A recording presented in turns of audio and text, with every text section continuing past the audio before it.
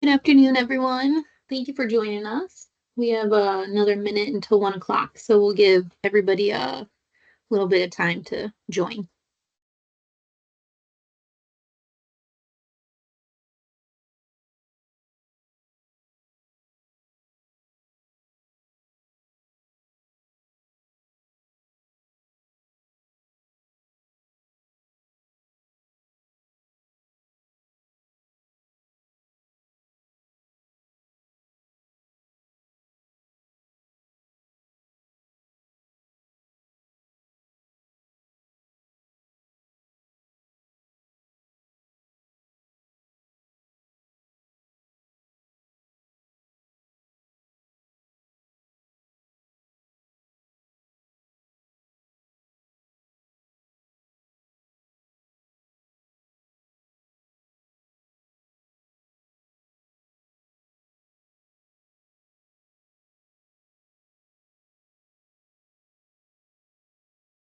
All right. Well, I have 1 o'clock, so why don't we get started? Um, Thank you guys for joining us today. Conti Federal wants to make sure that we are supporting our trade partners as much as possible with the CMMC 2.0 process. And so we've partnered with Mr. Kareem Sykes, a program manager for Project Spectrum, who is currently supporting small businesses in cybersecurity awareness and hygiene, as well as Dr. Bryson Reynolds, who works with the small business Office of Small Business Programs. So, with that, I will turn it over to the experts. Thank you, gentlemen, for joining us today. Thank you so very much. Let me just turn my camera on. Hopefully you all are able to see me just fine. Very, very excited to be here. My name is Kareem Sykes. Dr. Bryson Reynolds, I believe, may be online here. Are you there? Okay. So while we're waiting for Dr. Reynolds, I will go ahead and thank you all very much and welcome you to this presentation regarding Project Spectrum and defending your business in cyberspace. So what is it that you need to know about CMMC and federal contracting, right? No shortage of information is out there, correct? So with that, let's look at what we're going to cover today. So today's agenda encompasses we're going to talk about some things about our mission. We're going to talk about Project Spectrum, kind of how we are here, why we're here, and what utility you can glean as a small business from having leveraged the myriad resources that are available on projectspectrum.io. Right. So we're also going to talk about foreign ownership, control, or influence, and how that factors in, and sort of an intersection, if you will, of what that entails versus that of cybersecurity, and how all of it is extremely important to you as a small business, both in terms of the threats, the pervasive threats that are out there permeating the federal procurement process, particularly in DoD. But we're going to also look at federal regulations for safeguarding data. So, the actual model itself, CMMC levels 1 through 3. And we're going to talk about those assessment requirements, which are so uber important, right, as it relates to CMMC. Obviously, a compliance scenario. We're going to look at how is it that, the myriad resources that Project Spectrum is provisioning kind of coincide with what would be most helpful for you and your road mapping for your cyber compliance journey, which we think is extremely important. Project Spectrum resources. So we're going to look at a lot of the resources that we have. No shortage there. Not only is it online trainings you'll hear me talk about, both in short and long form, micro courses, and our longer form training courses, but also our cyber advisement, a huge piece you're going to talk a lot about today as well. This all, by the way, in conjunction with any number of blogs and informative videos, white papers, news articles, things that are germane to cybersecurity for small businesses in particular. And then, of course, our website, right? So projectspectrum.io. If you have not already, please jot this down. Go to this website, projectspectrum.io. That is how you would gain access to the litany of resources that are going to help you with respect to CMMC and more, right? Because it's, in one vein, you'll hear me talk about sort of the compliance piece, which is CMMC, right? Sort of the compliance piece of the NIST 800, 171, and 172 standards, respectively. And so you'll hear me talk about that, kind of the box checking that has to be done in order to be eligible for DoD contracts. But then we'll also talk about the fact that this is really, cybersecurity really needs to be viewed as something beyond just the sort of extraneous activity, right? That companies have to deal and go through, right? But rather it should be looked at as a habitual, if you will, health meter for the company, right? And how it is that you're processing, storing, transmitting information, not just for the purposes of compliance, but for good cyber hygiene in general, right? And safeguarding your systems and your data. All right, so with that, I'm going to jump right into an overview of the cyber threat landscape and federal regulations. Let me check just one more time. Dr. Reynolds, are you online with us? I am. Okay, very good. Apologies for running late. No worries. Understood. Did you want to jump into the actual threat landscape and regulations here? Yeah, that'd be great. Okay, I'll go ahead and advance to the next slide here. Excellent. Let me just catch up on my own version as well. Yeah, so thank you everyone for coming today. Happy to be here. Quick introduction of myself. My name is Bryson Reynolds. I'm the Associate Director for Cybersecurity and Supply Chain Readiness at Department of Defense Office of Small Business Programs. Apologies again to everyone for running late. So it's first important to understand kind of why cybersecurity matters, right? And so I'm going to, did I hear a voice out there? I think you're good. All right. I'm going to quickly go through some statistics that you may have heard some of before, but are really helpful in understanding kind of the world we live in with regard to cybersecurity. So 43% of all cyber attacks target small businesses, small and medium-sized businesses. And why is that? It's because you have a lot of the cutting-edge intellectual property. If you're working with DoD, you may have access to sensitive government information. You may be connected to a larger defense contractor. They think that if they can get into your system, they can use that to leverage to get into a larger defense contractor. You are a piece of the important supply chain. If they can disrupt you, then they can disrupt the supply chain for DoD. And then there's always political or ideological motivation just to mess things up. And frankly, small and medium-sized businesses don't have the resources that the large primes do or that the government has to prepare your systems in the same cyber secure way that the larges are able to. But you still need that protection. Only 28% of small and medium-sized businesses have plans at all on how to mitigate attacks. The cost of a cyber attack ranges from $826, which you could probably absorb pretty easily, to $653,000, which for a small business might be a death knell for that business. 74% of breaches are caused by human error, but there's definitely things we can do through training and other technological implementations that we can do to kind of reduce that human error or make it harder to make that simple mistake. And then only 14% of small and medium-sized business have proper insurance coverage for cyber attacks. That can be difficult to get. That can be expensive.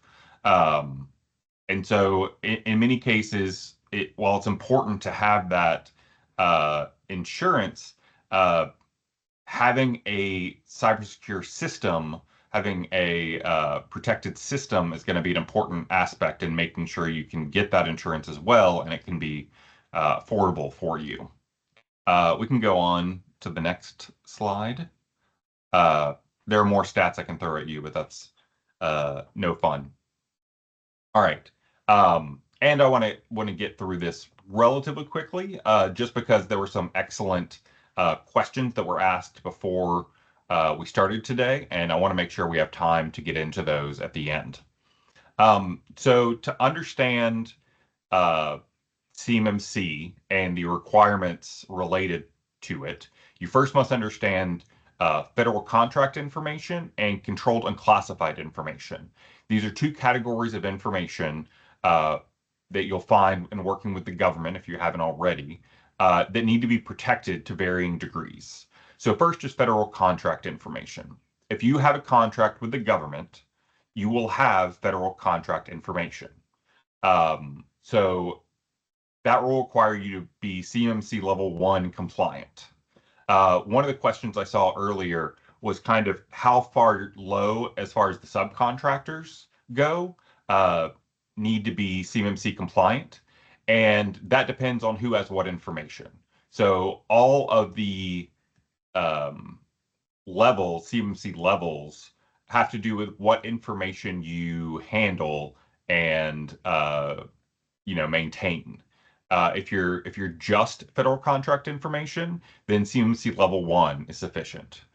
Next is controlled unclassified information. So this isn't classified information, but it still needs to be protected because in aggregate, it could be used to uncover sensitive information or sensitive details. And so it's a broad category, explains a lot of different types of information that needs to be protected, but doesn't quite rise to the level of classification. And if you have CUI, any type, then you'll have CMMC level 2 certification is what you're going to want to need to go for. Quickly, some of the examples of FCI versus CUI. So for FCI, it's going to be the contract information, organizational charts, the process documentation, etc. For CUI, it's going to be proprietary business information, unclassified controlled technical information, sensitive but unclassified. FOUO is not really used much anymore, and/or law enforcement sensitive. So if you're doing something working with a law enforcement agency of the federal government or of DOD, then that's going to fall under that. Can you go to the next slide? FOCI, so foreign ownership, control, or influence.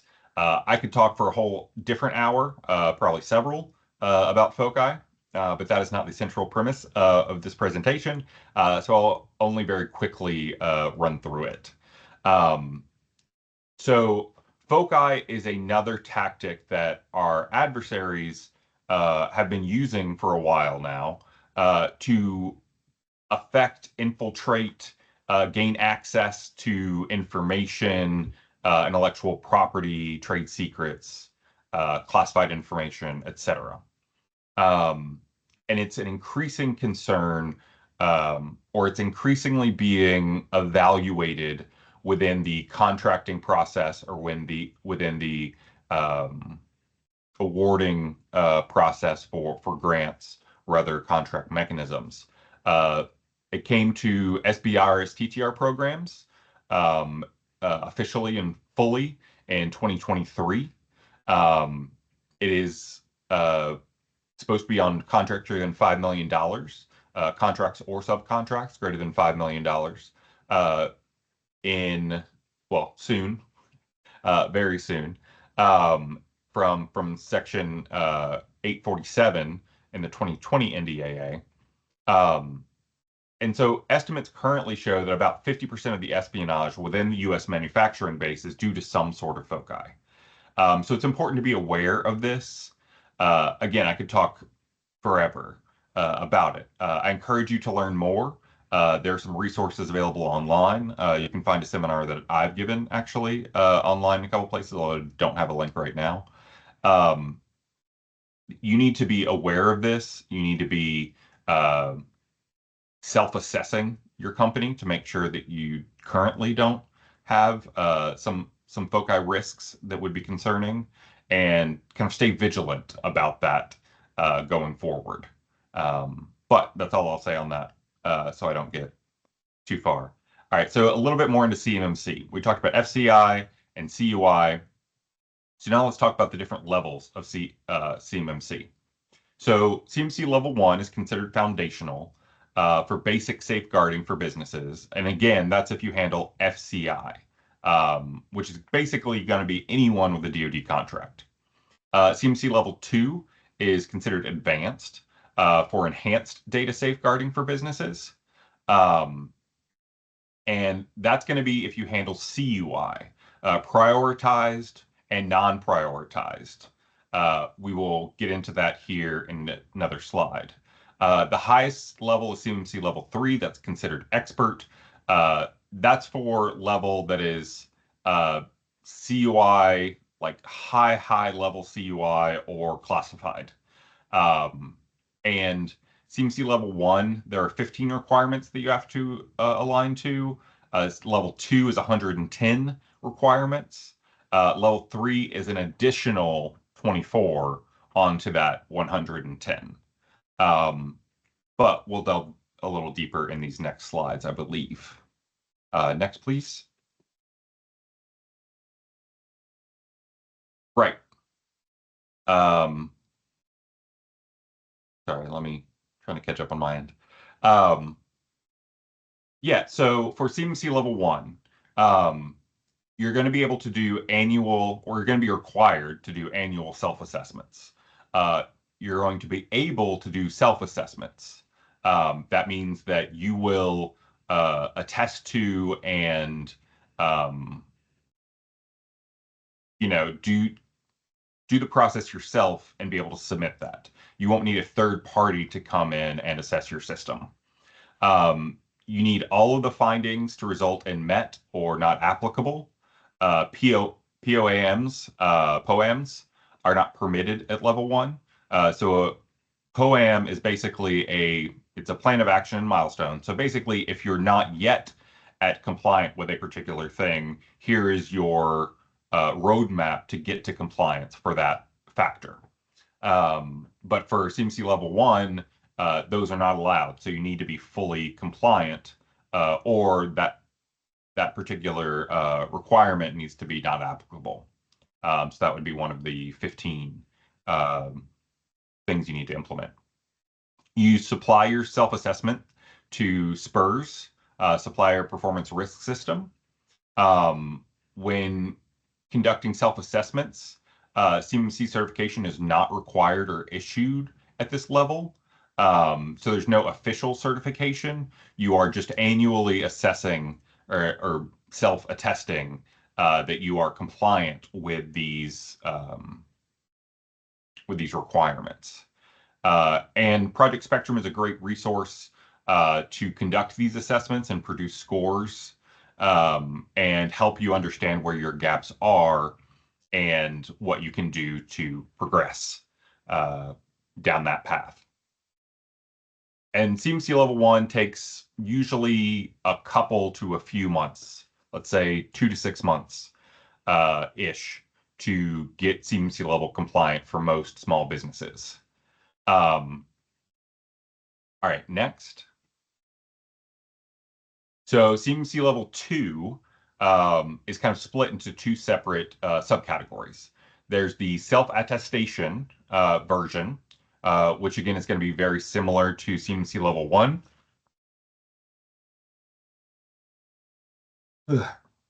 Sneeze, it won't come. Apologies. It's going to be similar to level 1 in that case. And you're going to, in this case, need a passing score of 88 of the 110 requirements for your company and your system.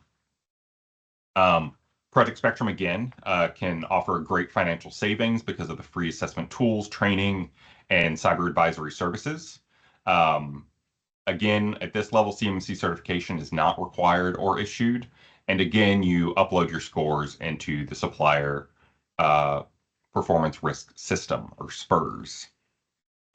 Then certification level So that'll be every 3 year you'll need to get an assessment. So it's not every year. However, the certification must be performed by a CMMC certified third-party assessor. So that's going to be a C3 PAO who will do that. Again, Project Spectrum can help you do a lot in that process to get to comply with the CMMC Level 2 requirements. But there will be a need to go to a third-party assessor to get fully certified. And then those assessments go into the EMAS system, CMMC Enterprise Mission Assurance Support Services system. So there's a little bit of difference there. Now, you may have a question of, well, which one do I do? Self-attestation seems a lot easier. Yes, that is correct. But it's going to have to do with the type of CUI that you have. I believe that's on the next slide. Excellent.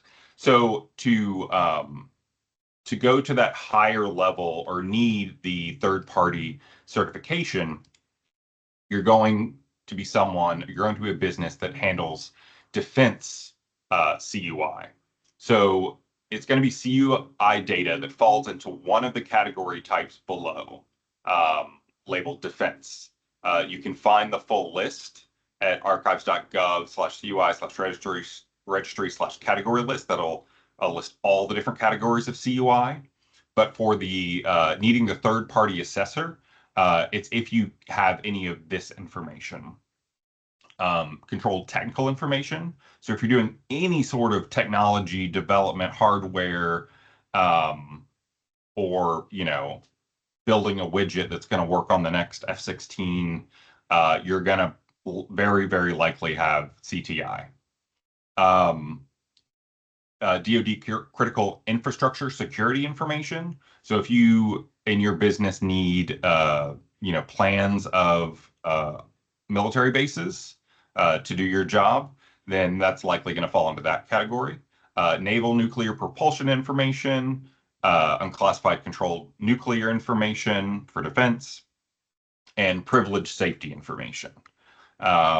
Those are less common, but if you fall into one of those categories, you would also need to get the third-party assessment by a C3 PAO. C3 PAO. All right, next. For CMMC Level 3, so CMMC Level 3 is a couple years out for the full requirement to come into effect. But here's what we know at this point. Again, it'll be an every 3 years assessment is required. It will be third party. Assessment and certification is required every 3 years. There are to be CMMC Level 3 certified, you need to have CMMC Level 2 status first. You need to have attained that level of security, and then you must implement 24 additional controls for your system. Every year, you're going to have to affirm those are indeed still in effect and you're still compliant in those areas. This will not be assessed by a private party C3 PAO. It'll be assessed by the Defense Contract Management Agency, DIPCAC. And then those assessments will go into a different system, CMMC EMAS system. So it's a higher level. It's not easy to obtain, but can definitely be done.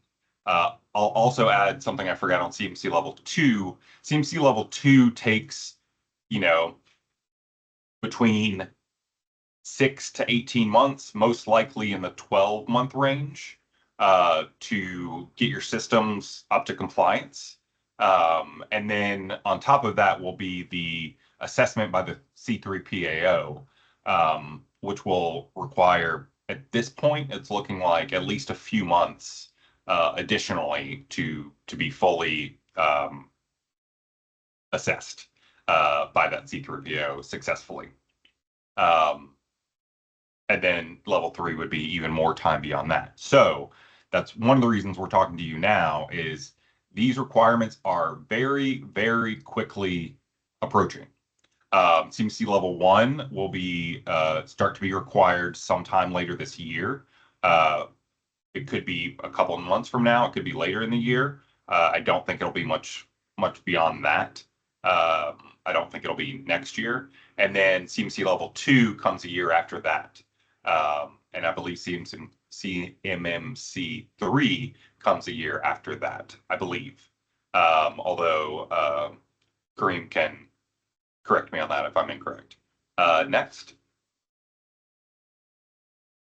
All right. I'll turn it over to Kareem here to correct anything I said potentially incorrectly, and to kind of lead you on the compliance journey timeline for what you would need to do next in this process. Excellent, excellent. Thank you, Dr. Reynolds. And yeah, basically what we want to talk about now is, how it is that Project Spectrum sees you being successful in the context of the litany of CMMC requirements. What sort of structure should we take, from the moment that you register from Project Spectrum at projectspectrum.io, what should be sort of the modus operandi, if you will, for a successful compliance journey, right? And we believe that starts at step 1 there to the far upper right, selecting the appropriate level of CMMC compliance, right? Now, we say selecting, but it's really more discovering, right? And how are we going to do that? Well, it's going to be predicated upon what Dr. Reynolds talked about there, right? Are you handling FCI or are you handling CUI? And if you're handling CUI, what level of criticality is that CUI as defined, again, in that NAR registry, right? And what category does it fall under, or that organizational index grouping that you talked about, right? Where does it fall? If it's under that defense umbrella, again, you're going to be looking at those 5 bullets there on the defense on the NAR registry. You're going to be looking at meeting with the C3 PAO and ultimately pursuing certification, for example, at level 2. But it's identifying that appropriate level of compliance. It's moving quickly to the scoping questionnaires that Project Spectrum has on our site, right? These are questionnaires based solely off of the guidance that was provided by DoD as it relates to the scoping piece of CMMC. So for the respective levels, right? What is in and out of bounds as it relates to your cyber compliance journey? That's step 2. Step 3 is where we move, once we understand what's in and out of bounds, we're going to have you do a pre-self-assessment at step 3, right? So it's really taking the test before the test effectively, right? We have those self-assessments on our site for the respective levels of compliance, as well as NIST 800-171. And so we're going to have you take that self-assessment and have you go through that, answering in all candor, right? Because we know the False Claims Act is out there, and there are companies that frankly are being looked at very, very closely for having purported that they're doing something other than what they've actually been doing. In other words, they've self-attested to things that perhaps they aren't actually meeting. And so there are all types of false claims acts being brought. And so we don't want to run the risk of having anything like that. So we're going to have you do that pre-self-assessment, having you answer full integrity, full candor there. And then from that self-assessment, we're going to be able to glean some things, right? We're going to be able to see what controls have you either fallen short on or that you're not meeting altogether versus those that you are. So again, we're going to be able to do some gap analysis at step 4. And by the way, on Project Spectrum, we're going to have you not only do answer those questions and then provide you with a findings report, which we'll talk a little bit more about as well, but we're going to actually go through that with you by way of engaging with our cyber advisors, right? So after you take that self-assessment, you have the option of meeting with the cyber advisor and going through exactly what those results tell us, right? And what derivative activity or action should happen as a result, right? So you're going to do that gap analysis at step 4, and then you're going to move to step 5, where we're talking about either a remediation plan, developing that for helping you develop that, or a plan of action and milestones that Dr. Reynolds talked about. Of course, we say where if applicable because it's not allowed at level 1 for CMMC, but it is in fact allowed at level 2. And Again, but those have to be remediated within a 180-day period. So from the point at which you submit your self-assessment, whether you're down that self-attestation track or if you're down that certification track, right, to the respective repositories, right? If you're in that self-attestation track, you're going to upload it to the Supplier Performance Risk System, which is located within what's called the Procurement Integrated Enterprise Environment within DoD, right? A repository where that's all tracked and observed. And if you're at the certification track for level 2, you're going to upload those to the EMAS system, or the Enterprise Mission Assurance Support Services system, right? But in either case, at level 2, where you're able to do a plan of action milestones, you have to remediate any of those items within 180 days of submission of that self-assessment to the repository, right? So the clock is ticking there.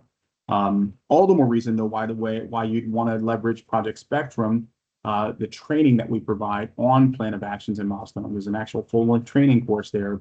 But then there's also, again, that assistance that we can help you with by working with our cyber advisement team as well.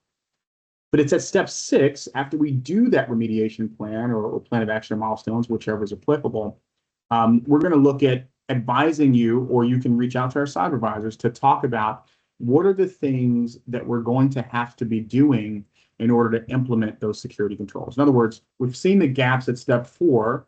We've developed this remediation plan, but now how do we go about implementing those security controls and actually becoming compliant? Step 7, conversely, is also going to be where you're talking about preparation of documentation and evidence, right? So delineating what you're doing, processes, procedures, right? Because many of the requirements for CMMC are not just technical requirements, right? There's a lot that has to do with processes and procedures and that sort of thing, right? And so we want to make sure that you have all that in place for those purposes, right? The box checking I talked about earlier for compliance reasons, but it's also about this habitual habit of being in the habit of making sure that you're documenting what is transpiring in the environment, on what systems, right? And in what parts of your enclave are those items or those controls happening, right?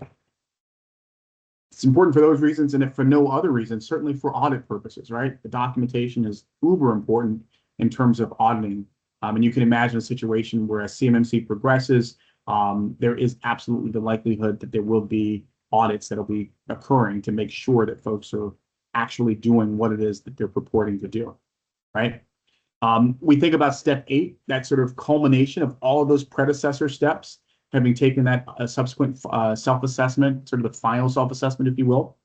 And that's the one that you would ultimately upload into the Supply Performance Risk System or the EMAS system, as it were, depending upon which track you're in.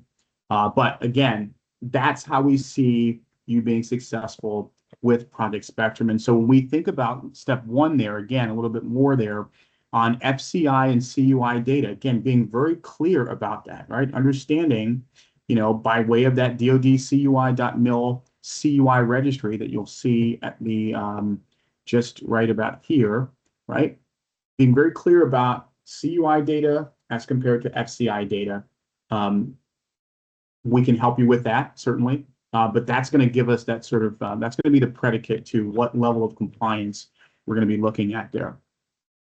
We think about the self-assessment scoping guidance, right? This becomes very critical, right? We want to start here, as I said on the wheel there of those 8 steps. We want to start here because we want to know of those 6 family domains that are focused specifically on FCI assets, that is under CMMC level 1, right? From a scoping perspective, what is in and out of bounds there, right?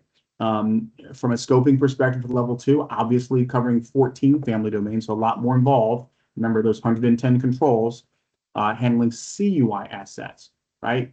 And again, this is where you have to produce a system security plan as well as a plan of action and milestones documentation for any controls that you're not meeting at the point of submission of your assessment. And that, again, is going to be very, very critical. At level 2, we know that you have to score an 88 out of 110, just to reiterate that. Okay, so conducting a level 1 self-assessment. Well, we talked a bit about that. Here's a screenshot of kind of what it would actually look like on the Project Spectrum site today. Again, no cost assessments. You're going to save money there, right? You know that taking our self-assessment, because we've done our due diligence, you know that it's going to adhere to the FAR clause 52.204-21, as well as NIST 800-171A. Assessment objectives are examined and tested. We know that there's going to be documentation created, right? Updated for evidence.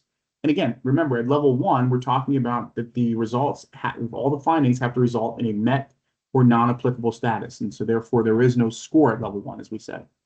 Now you're able to inherit practice objectives from an external service provider, let's say an MSP or an MSSP, right? A third party there. You're able to do that, but just understand that there are shared responsibilities. So when a CMMC certified assessor, or CCA as it were, when they come in and they look at your environment, your infrastructure, and your network topology, and what you're doing with that MSP or that external service provider, they're going to say, okay, what is under the responsibility of that external service provider as compared to what is your responsibility as the company itself, right? And so there's sort of duality of shared responsibility there. So be mindful of that. The gap analysis, we talked about this. This is just a screenshot of what it looks like on the site. And not only are we showing you what your answers and your results were, but again, you have that ability to leverage that findings report that, again, you can export in either a CSV or PDF file right from the site, but that you can share that with that cyber advisor and they can help you understand what that actually means. It's not just sort of a yes or no answer. It's, okay, here's what this means. Here's what you need to be doing. And oh, by the way, here are some training courses that we've developed, knowing that these might be concerns ahead of time, so that you're able to leverage those training courses to become up to speed and therefore remediate those controls accordingly.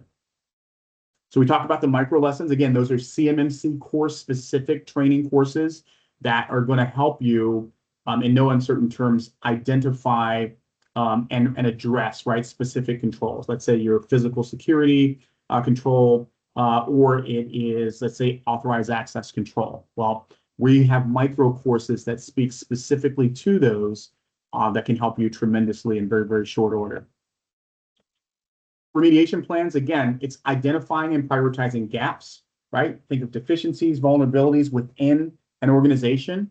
We're going to help you identify those cybersecurity controls, and we're going to outline specific actions, resources, timelines, and steps that are going to be critical to help you close those gaps and enhance your security posture, right? This is one of the areas I like to say where the rubber meets the road, right? It's how do I remediate this? How do I lay it out? And then how do I implement it, right? Well, part of that implementation is helping us help you plan and prepare, right? Learning and applying the DoD risk assessment methodology, right? Selecting the gap security controls, implementing and remediating each control, right? Collecting evidence, and then of course, this idea of updating documentation. Again, as I say, the 4 Ps: plans, policies, processes, and procedures, right? The CMMC levels, the security controls associated with each levels are laden with updating documentation plans, right? And making sure that you're doing that. The Kaizen philosophy on continuous monitoring of your current posture. We know that at any given time, your security posture is really a snapshot, right? It's a snapshot in time. We want to make sure that, again, this is a habitual activity that you are engaging in with our assistance, so that this becomes again, something that you're constantly looking at, that you're updating that system security plan, which, effectively is going to be a living document, right? And we want to make sure that you're doing those things that are critical to your, not only your compliance requirement, again, but your overall cybersecurity hygiene and posture, right? And so when we think about the preparation of documentation and evidence, what we thought at Project Spectrum was, with respect to, as you can see this diagram of your network topology here, we said, what would be extremely helpful? What would be invaluable? If you could not only see and understand what your network topology looks like by way of the help with our cyber advisors, they can help you look at that, but that you could actually understand how it is that your system, your network, and your data flow diagrams all sort of coalesce, right? That you're building out a system security plan with the assistance of, in many cases, a CISP or a CCA or CCP certified CMMC practitioner or assessor that they understand and can guide you accordingly when you're building out, for example, an incident response plan, right? But that cyber advisory services, absolutely invaluable. Again, they're there to assist you. These are full-time equivalents, right? These are folks that we hire and that we maintain on staff to be able to engage with you to help you on your compliance journey. So when we think about step 8 here, again, sort of culmination, uploading those results to the supplier performance risk system, right? What you're seeing on the screen here is an example of our blog that we've constructed around uploading a NIST 800-171 assessment. Again, you can see the fields that you would need to upload there, or that you would need to address in uploading your score. But it's very similar for obviously a level 2 self-assessment, wherein you're able to self-attest for level 2. We can help you with that. If you're going for certification, you're in that track at level 2. Again, you're handling CUI. That certified third-party assessor organization is going to help you upload that into the EMAS system, right? So again, we can help you tremendously before you even get to the point of meeting with the C3PAO. I want to foot stomp that, and that's really where I think a great deal of utility is insofar as Project Spectrum's offerings by way of the Department of Defense Office of Small Business Programs, right? We'll just talk a little bit in wrapping up here about some of the resource provisioning. So whether it's education and awareness, whether it's artifacts, assessment tools, and advisory services, Project Spectrum has you covered literally, right? When we think about cybersecurity, we think about Project Spectrum generally. We think about Spectrum for manufacturers, right? And that sort of operational technology realm that we certainly address in many of our trainings, and our sort of explaining of how CMMC is going to be applicable to not just that knowledge-based services sector, not just manufacturing, but certainly research and development, and really all areas, frankly, pertaining to the DoD. Understanding your data, tools for your business. What is CMMC? If you're just sort of looking and understanding CMMC a bit more, as well as NIST 800-171, I think that is all there ready for you on the homepage. But beyond that, we can help you with template development, right? We talked about some of the POAM and the system security plan. We talked about the cyber readiness dashboard. That's where we're going to be able to have you see sort of that progression of effort from one self-assessment to the next, right? So that if it's at step 3, it's going to go back here, that at step 3 in that wheel, right?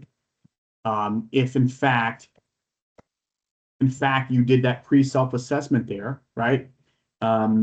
You're going to be able to see from the point that you get to step 8 there at the end, you're going to be able to see that progression of effort having utilized, right, many of those resources, whether it be the online training, whether it be the cyber advisory services, or a confluence of all of that, right? You're going to be able to see that reflected in that subsequent self-assessment, which again, that ability, that window, right, that sort of progression of effort to be able to see that, we think is quite invaluable.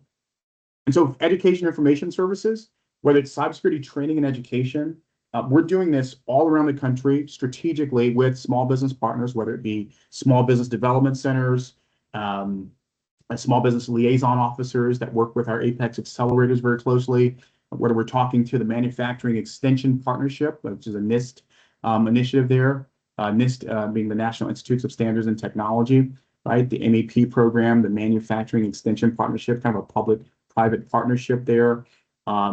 We're actually conducting a pilot with several companies as we speak. And so, again, a lot of activity around training and education for many of these centers around the country, right? Wherein not only are they getting the expertise of the MEP itself, but then they have a mechanism by way of leveraging Project Spectrum to help with that cybersecurity resource provisioning as they trudge forward in their DoD contracting pursuits, both existing and future, right? Cybersecurity blogs, news items, right? The briefings. Again, I'm here actually at Soft Week here in Tampa, Florida, which is why I've got my trusty Project Spectrum exhibitor shirt on. But we are entrenched, if you will, right, within any area of the DIB that has small business equities, which is frankly every area of the DIB, right? So whether that be working with our mentor protege program partners within the Office of Small Business Programs for DoD, as we facilitate that cybersecurity pilot program, 2-year program where we work kind of hand in glove with a lot of those protege firms to make sure, again, that not only are they getting that knowledge transfer from the larger primes insofar as all things government contracting concerned as it relates to DoD, but they're also getting a cybersecurity deep dive, right? That we're going into what does their security posture look like, what should it look like, and what are those sort of implementation plans that we can guide them on over that 2-year period that they're enjoying within the Mentor Protege program for DoD. So again, very, very helpful there. I'll quickly talk about the customized roadmaps. I talked about some of the informative videos that we have on Project Spectrum, but I think it bears repeating that, whether it is the cybersecurity kill chain, manufacturing vulnerabilities, strategies of readiness, industry forecasting, which we sort of thought about what would be those things that would be most germane, most helpful for small businesses who just maybe aren't astute or aren't aware of these things from a cybersecurity perspective, right? Which is completely plausible. And so whether it's the 8 pillars here of knowledge that we like to highlight. So if you're just looking at, hey, what are some business tools out there? How do I understand my data a little bit better, right?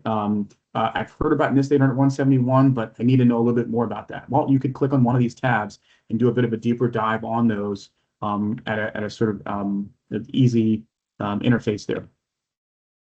The virtual help desk, I'm going to show that here to the right of my screen, the bottom right there.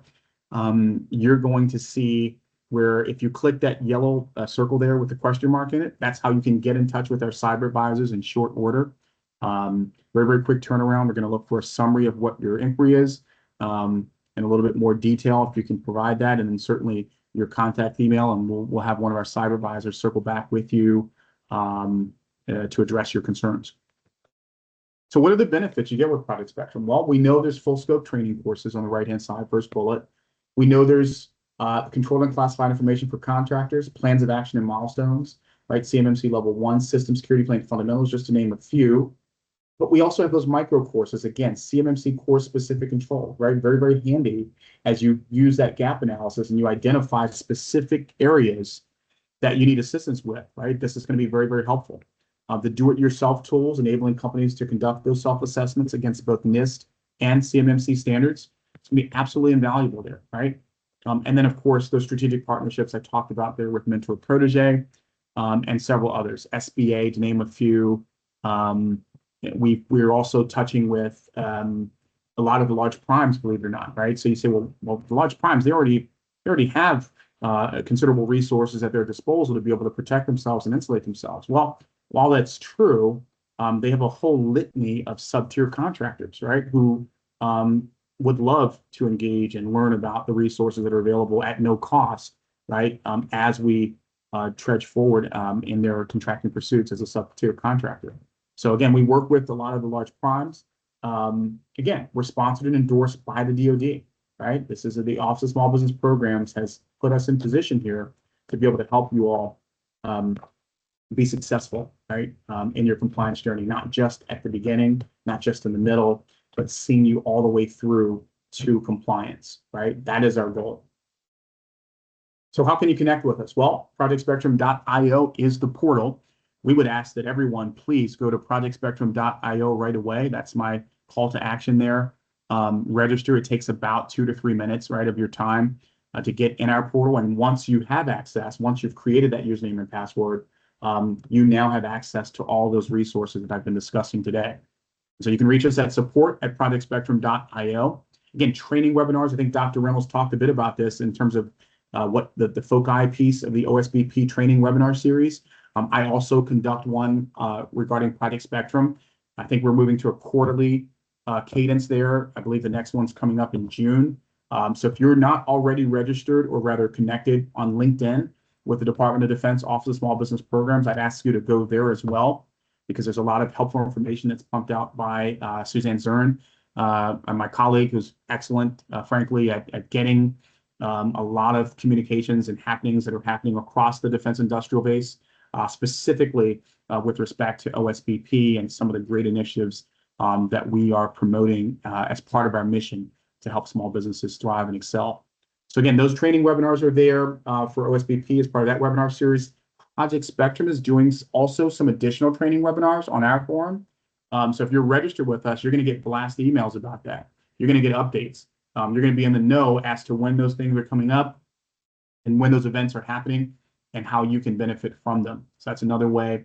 Then we're doing things called cyber circuits. I want to highlight this. Cyber circuit events are where we're talking to industry professionals within and around the defense industrial base and beyond in some cases. The idea is to bring back that knowledge here, right? Bring back those best practices, right? Exploit things that have worked very, very well for other companies and figure out how we can impart that knowledge to companies who could also benefit from that. And so again, it has a cybersecurity tinge, right? Hence the name Cyber Circuit. But be on the lookout for those if you're registered with us. Those are happening at a regular pace, and we're happy to have you join us for those.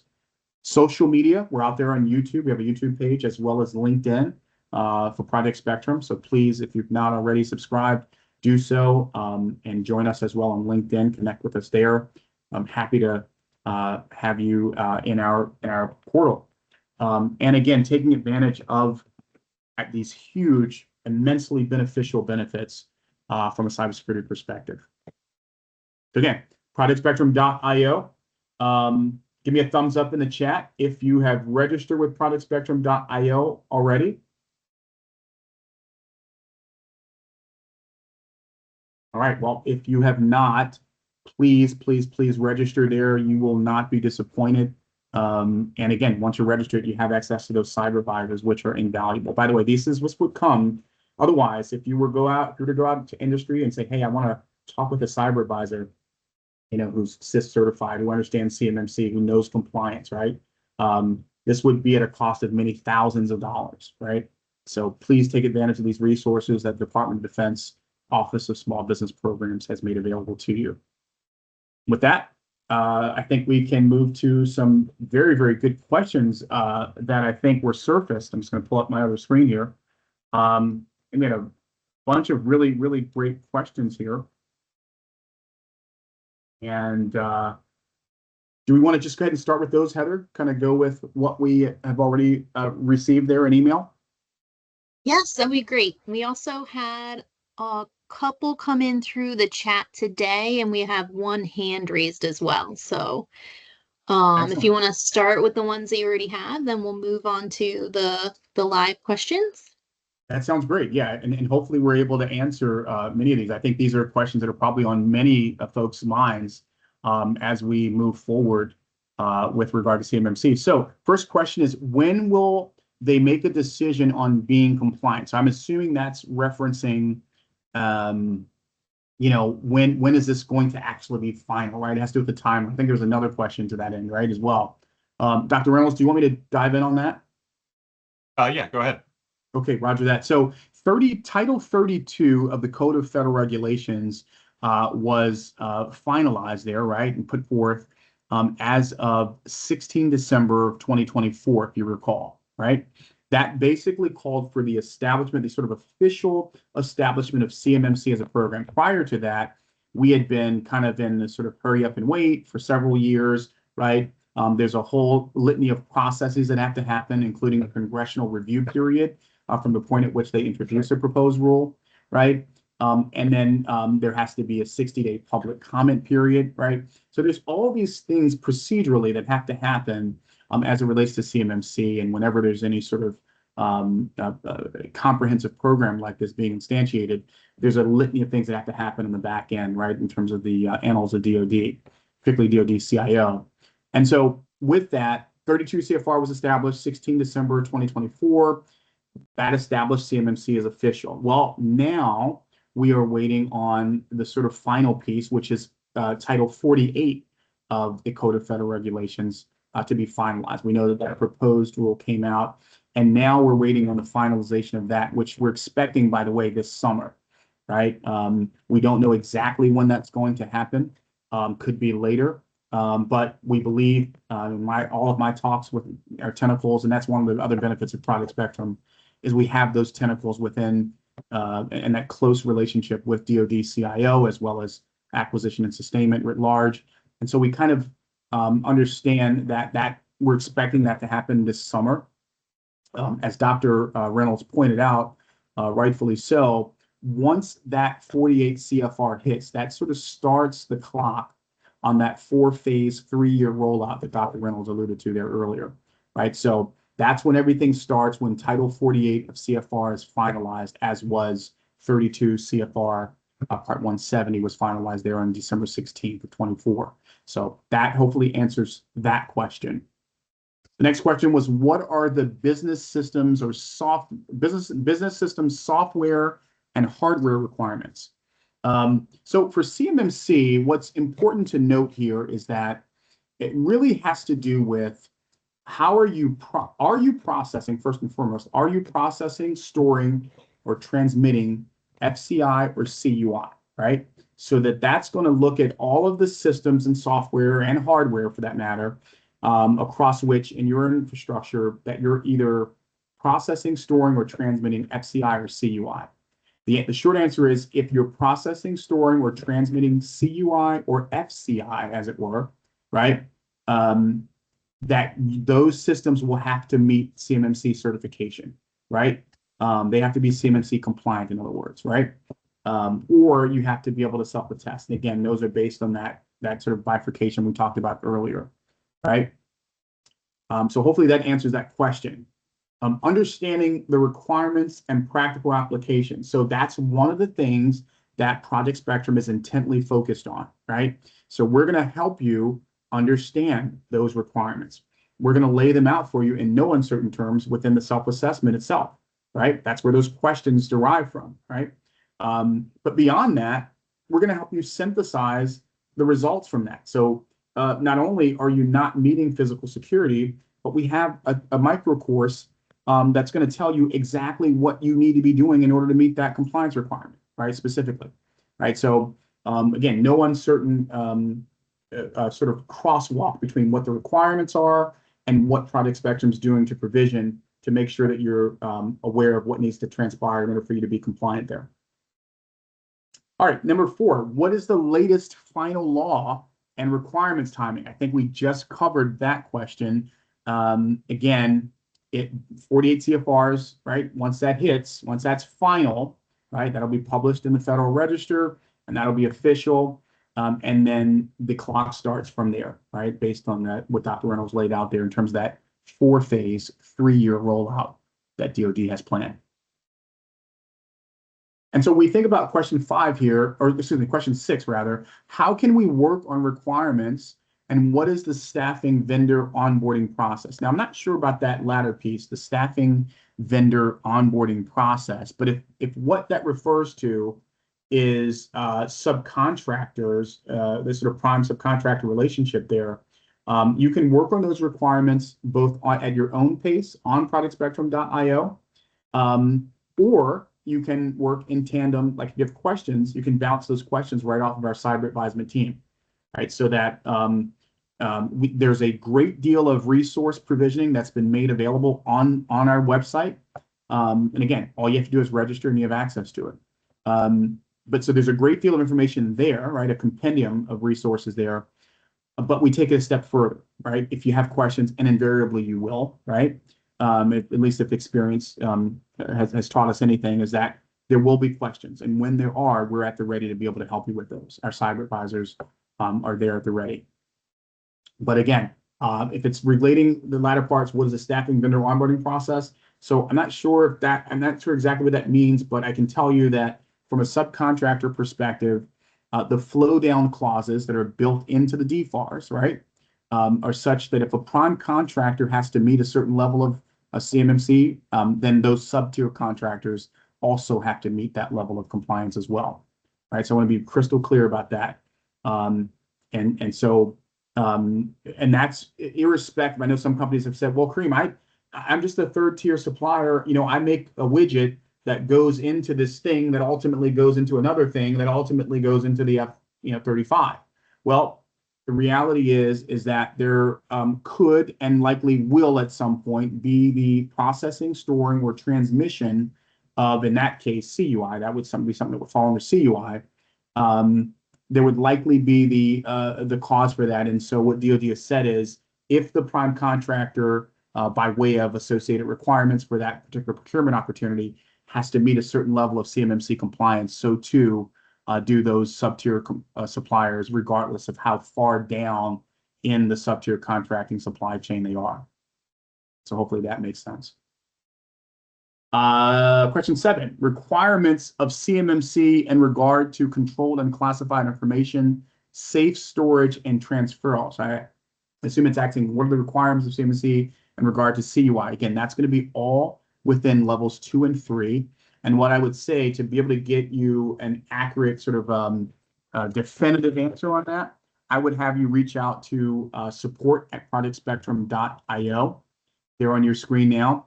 Because what our cyber advisors are going to be able to do, or you can access that icon on the page that we showed there at the bottom right. Access that yellow circle there, that question mark icon, and get in contact with our cyber advisors. They're going to be able to ask you some fact-finding questions as to those requirements for CMMC as relates to your infrastructure and again, also factoring the scoping guidance, right?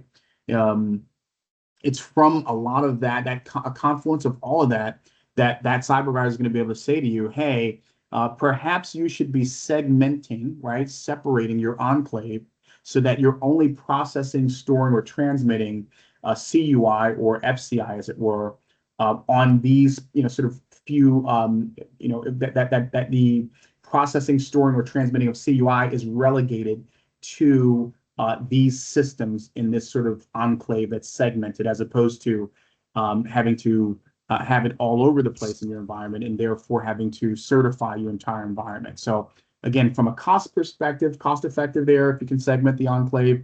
Again, these are things that the cyber advisors can do a bit of a deeper dive and help you understand when and where that could be applicable to you based on your individual environment. Again, that level of individualized expertise and focus at no cost to you is absolutely invaluable, right? There is not a company out there that's going to do that at no cost, right? There just isn't. All right, so those were 7 of the questions there. I think there were 4 additional, but I think there might be some duplicates. One was, how do the requirements differ from a prime contractor to a sub? I think we've answered that question, right? We know that if the prime contractor is held to a standard of meeting a certain level of CMMC compliance, that also pertains and holds true for any sub-tier contractors as well. Number 2, how many tiers of subcontractors does CMMC apply to? Again, right, all of the tiers, right? So if the prime contractor is held to that standard, so too of all of the sub-tier contractors, right? But these are great questions. Does CMMC apply to equipment and material vendors? So here's the caveat. So I want to say it was back in 2008, but DoD indicated in guidance, in no uncertain terms, that there were a few instances in which CMMC compliance would not be required. And those are these. So pay attention to these. So if you are engaging in a procurement opportunity that falls under what's called the micro purchase threshold, which I believe is $10,000 right now for DoD, right? If what you're pursuing falls under a value that is less than $10,000, that is the micro purchase threshold for the DoD, then CMMC compliance will not apply to that, right? That's one instance. Another instance is if you are procuring what's called a commercial off-the-shelf product, or COTS product, C-O-T-S, a COTS product or commercial off-the-shelf product, and you're not making any modifications to that product, right? You're using it right out of box as it is, right? You're not making any modifications to it, then that would also not need to meet CMMC compliance, right? So those are the sort of 2 instances in which CMMC would not apply. Again, if you're under that micro purchase threshold of $10,000, I believe right now, or if what you're procuring is a commercial off-the-shelf product, right? Which again will not have any sort of adjustments or modifications to it, right?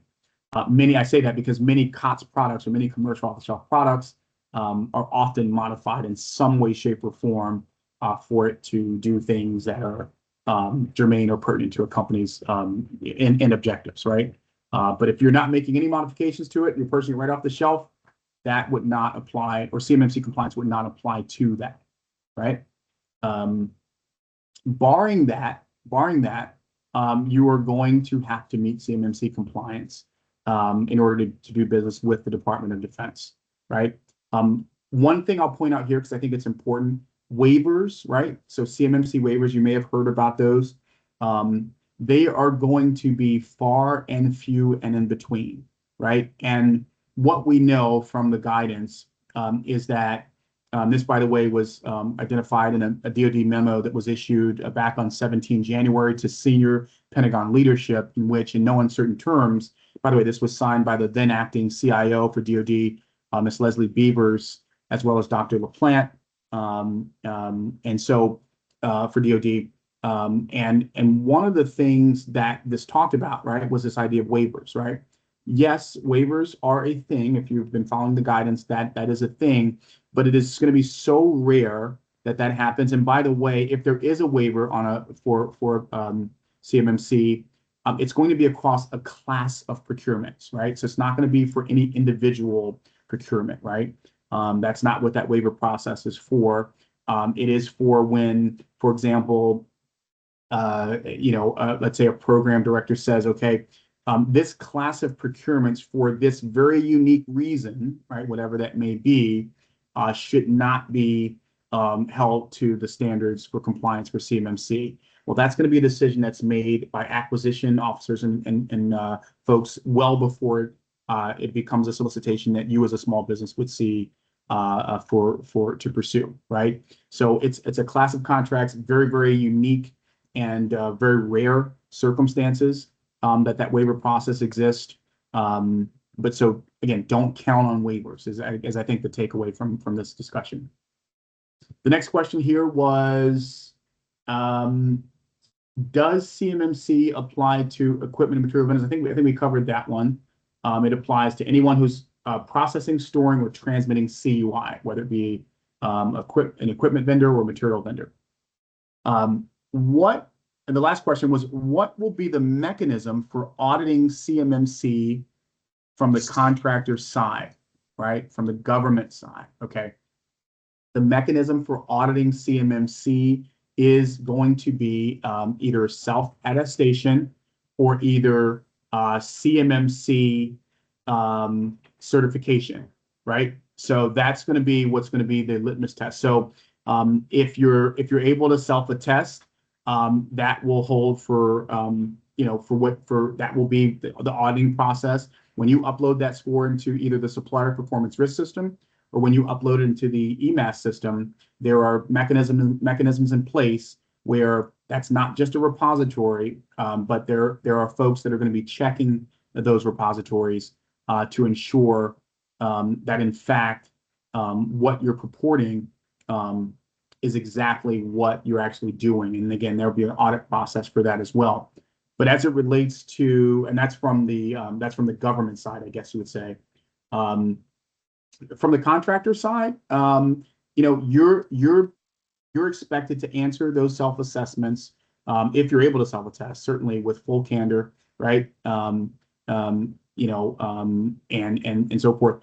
In the case of the government side, let me just highlight this, that those C3 PAOs, right, which, by the way, are accredited by the cyber accreditation body. So you can go to cyberab.org if you want to find out more information on their whole process in terms of how they actually qualify those who are able to certify small businesses, right?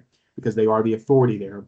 But they also list out the respective C3 PAOs. And so there is a whole list of guidance and criteria that they have to meet, that is, they meaning the C3 PAOs have to meet in order to become certified to then be able to certify other small businesses, right?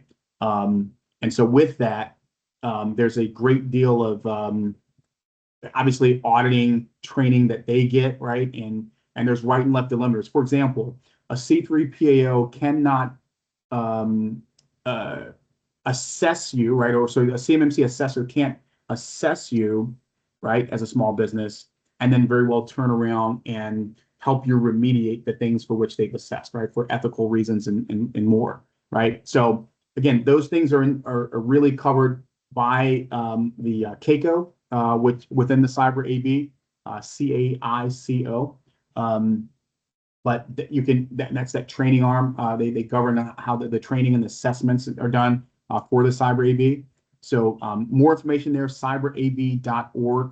Again, not only can you see, I think there's some 67 or so C3PAOs that are out there right now, but you can certainly learn more about kind of their role and how they factor in as sort of not the government, right? Because they're not government, but they work very, very closely. Matt Travis, CEO of the AB, they work very closely with DoD CIO as it relates to not only the C3PAOs and getting them certified, but also the licensed training providers and a whole host of other training components for CMMC assessors and practitioners. So more information can be found there at cyberab.org. And that was the last question I had on my side. Certainly, any other questions we're happy to answer as well. Heather. I think we had a hand raised by HCW. If you want to go ahead and unmute, you can have the floor. You still have your question. Hi, hello. Can you hear me? Hello. Yes. Yes, we can. Yeah. So just to clarify, and maybe a silly question, but Project Spectrum is how is Project Spectrum related to Conti Federal, or is it like a standalone company? Is it a nonprofit? Is it for profit? Are there any other? Is it endorsed by Conti to be the provider that would assist subcontractors like us that would have a business with or a bid with Conti Federal? Sure. So Project Spectrum is a company that's endorsed by this Office of Small Business. Okay. Through the DoD. So this is a resource that we've reached out to provide information to our subcontractors. Conti is committed to just providing you with as many resources as possible to get you started on your own journey. So. And I can address the relationship between DoD and Project Spectrum. So Project Spectrum is run by a contractor that is Echelon, but it is contracted out to do this work by the Office of Small Business Programs. And so we consider this to be a DoD resource for you all, for small businesses in the defense industrial base, although not necessarily related to just DoD contracts. And so it is, it's as official as there is anything out there for CMMC guidance and education. So, and it's free, where the vast majority of resources you're going to find have costs associated with them, sometimes very, very significant costs. We recognize that and don't want CMMC compliance to be a huge burden for businesses to do business with DoD. And so we're trying to offer as many tools and resources as possible to lower that cost. I'll also parlay that into answering a question that was in the chat earlier from Edward. So he asks, do you have a platform that one could log into that meets all requirements? So Edward, my answer is not yet. We are working on that exact solution. It would still require some training like Project Spectrum because some of the solutions are not, or some of the requirements are not technical, but they're more, user training or business structure or things like that. So there are some aspects that you would still need to go through. You couldn't just, I couldn't just give you access tomorrow and you can now work in that platform. So there still would be an onboarding process, but that is a couple, that's on the order of a couple weeks, as opposed to CMMC level 2, if you're doing it from scratch, is a year usually. So it's not 100%, but it's 80 to 90%. But that is still in a pilot phase. We're trying to get that out and developed as quickly as possible. We have a platform developed. It exists. It works. But we're starting with a small number of companies at first to make sure that the system will be able to handle the larger amount later on. If you are interested in learning more about that, you can reach out to me. I've left my email address in a few places in the chat. And I'll be able to maybe answer a little bit more questions, or possibly be able to see if you could join the pilot in later phases. No guarantees there, but maybe. Edward, does that answer your question? I see you have your hand raised. No, I'm good. Thank you very much. Appreciate it. I don't know how to turn off your hand and things. Oh, Okay. no, that's good. Thank you. Okay. Edward also raised his hand, so if you're Yes, you're all that good, or if you answers wanna it for follow now. up. Okay, great. Do we have any unanswered questions we want to address? I tried to This answer a lot of report- them in the chat. Thank you so much. I saw this is a wealth of information, and I will say that I've been on the Project Spectrum website. I've looked at the micro tutorials. I've done a few of the trainings, and the resources you guys have provided are definitely very informative and helpful. So we've also we have included links on our CMMC webpage through Conti. So if anybody needs to visit through there, I left the link in the chat as well. And then also the recording will be provided automatically through email. So That's I want to fantastic. thank you guys. Thank you so much for joining us today. We appreciate all of the information and answering all of the questions. I know there are a lot. So Yeah, well, no, it's been fantastic. I just spoke here yesterday at the South Week conference, which, as you know, happens every year here in Tampa, Florida. Great opportunity to engage with small businesses, but it's to that end that, you know, we're just trying to get the word out as best we can. So we appreciate your partnership at Conti, and by all means, please help us spread the word and get as many folks registered with us so that we can provide that assistance for cyber. thank you. Thank you again. Thanks again. Thanks, everyone.